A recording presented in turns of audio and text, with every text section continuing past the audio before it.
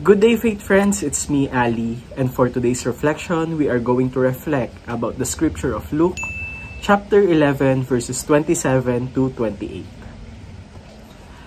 Habang nagsasalita si Jesus, may isang babae na sumigaw mula sa karamihan at sinabing, "Pinagpala ang babaeng nagbuntis at nag-alaga sa iyo."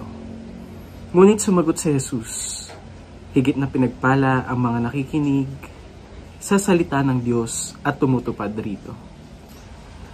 Ang ating pagbasa ay maikli lamang pero nagpapaalala sa atin sa mga simpleng bagay na lubos tayong pinagpala. Pinapaalala sa atin ng ating pagbasa na ang tunay na sukatan ng pagiging mapalad at pagiging masaya sa buhay ay ang paggawa ng kabutihan at ang pagsunod sa kalooban at sa salita ng Diyos.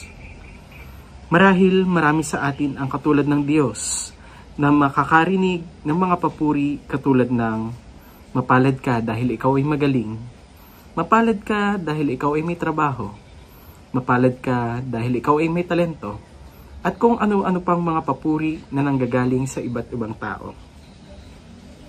Pero lagi nawa nating tandaan at paalalahanan ng ating sarili na higit na mapalad ako dahil sa pagpapala ng Panginoon. Maging katulad nawa tayo ng mga karakter na nabanggit sa ating mabuting balita. Una, maging kasing tapang nawa tayo ng babae na sumigaw at nagpahayag ng kanyang saloobin sa kabila ng napakaraming tao. Maging matapang rin nawa tayo na ipahayag ang ating saloobin kahit na tila ba walang nakikinig sa atin. Pangalawa, maging katulad nawa tayo ng isang ina na nagtuturo at gumagabay sa ating mga anak o sa mga taong nasa paligid natin. Maging huwaran nawa tayo sa pinakamaliliit hanggang sa pinakamalalaking bagay na ginagawa natin sa araw-araw. At pangatlo, maging katulad nawa tayo ni Jesus na nakikinig at nagpapahalaga sa lahat ng bagay sa mundo. Maliliit man o malalaking pagpapala at paggawa ng kabutihan, tiyak ito ay kanyang nakikita.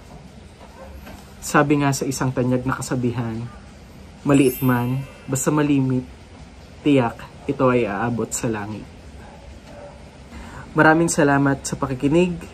Please don't forget to click like, share, and subscribe to our official YouTube channel, Facebook PH. See you again next time.